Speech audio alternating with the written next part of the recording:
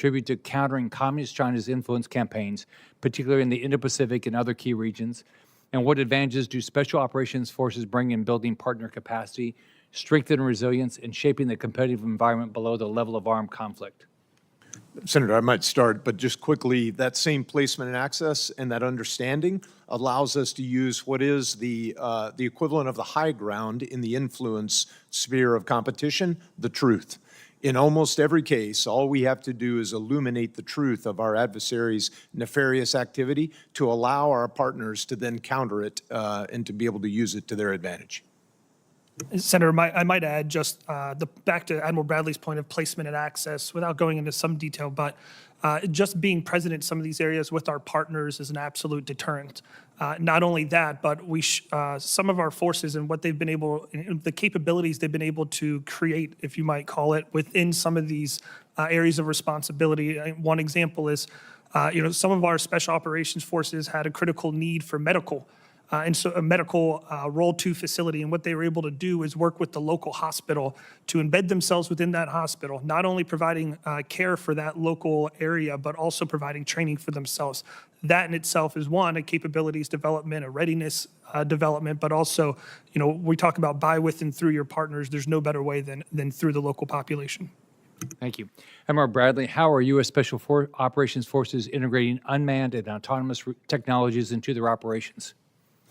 Senator, at every level, as we say, from the battlefield to the back office, finding ways to be able to bring autonomy, attritable mass autonomy to bear is a very important part of how we on the edge can leverage our placement and access to not only serve our own interests, but to be able to help our partners who generally don't have the same budgets we do, to be able to buy that kind of capacity to give them asymmetric advantages. So autonomous capability is critical to our understanding from a sensing perspective, as well as it is from a surveillance to be able to sustain containment of an objective that you would want to watch. And then finally, clearly for the ability to project violence should that be required.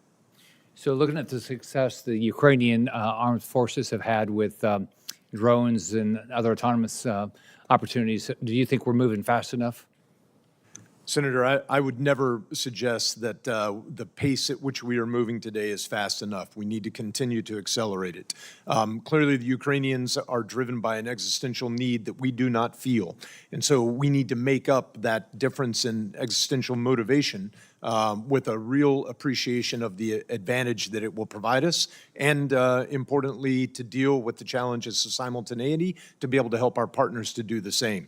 Our role inside the department there is to identify opportunities to test, to validate, and to illuminate those down-selected and frankly, to work with our industry partners to help them improve their capabilities so that they might be more readily integrated into our services warfighting constructs, as well as our allies and partners.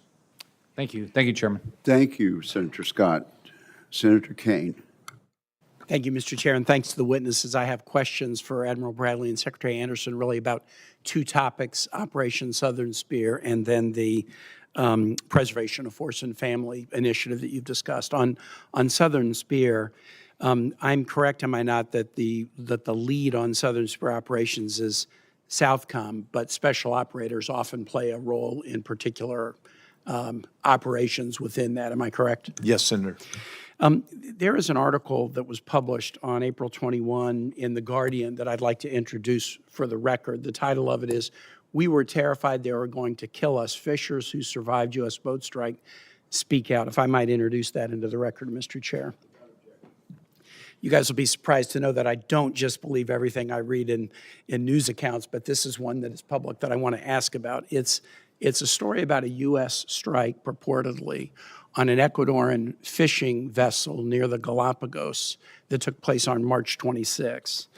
And the indication in the story, say it's a week old, is that this was a fishing vessel, that after the boat was struck, a U.S. patrol boat rescued those on the vessel, handcuffed them, transported them to a Salvadoran patrol boat.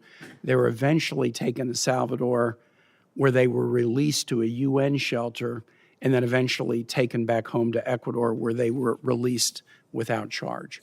Are you aware of the allegation of this U.S. strike on this Ecuadorian fishing vessel, Admiral or Secretary? Senator, I am aware of the article. I'm also aware that later in the article, it quotes the department's response to it as there not having been any U.S. military involvement. I'm also aware that there were no recorded or no U.S. strikes within 3 weeks around that incident. As well, I believe the Ecuadorian government has rendered judgment that there were no U.S. involvement in that. So I can't speak to any greater detail. Obviously, Southcom and the department would own that, but those are from superficial observations. Yeah, let me read the portion from the article that I think you're referring to. The Pentagon and the White House did not respond to requests for comment. U.S. Southern Command said it had, quote, no information to provide regarding any U.S. government personnel involvement in any of the incidents, close quote, laid out. Are you aware of any investigation into this? I mean, this is a pretty, tough claim, the tough claim that the U.S. would have attacked a fishing boat that had nothing to do with any group on the classified DTO list. Are you aware of any investigation that's being done into this public reporting to see if it's accurate or not? Senator, I'm not. I believe, though, the methodology we go through is first to assess a claim like this, whether or not it is credible. And I believe from what you've cited there and what I understand from the rendering, that it was deemed not to be credible, therefore further investigation not required. And Secretary Anderson, is that your understanding as well? Yes, Senator Kane, exactly what Admiral Bradley say. Unaware as well from what I've been told. So your testimony, based on your understanding, and this is Southcom Equities, obviously, but Special Operations participates, is that this public reporting, at least Southcom has gone back and they cannot find evidence that the U.S. carried out strike operations of that kind on that day. That's your understanding? Yes, Senator, it is. Well, I think it's important to put that on the record because obviously if there is information about the veracity of this, it should come out.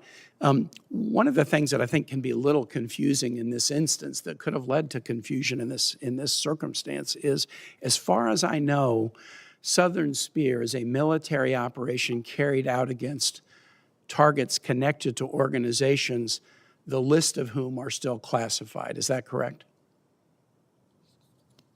I believe so, Senator. I think that the operations authorized by the president can be carried out against organizations on a list of DTOs, designated terrorist organizations,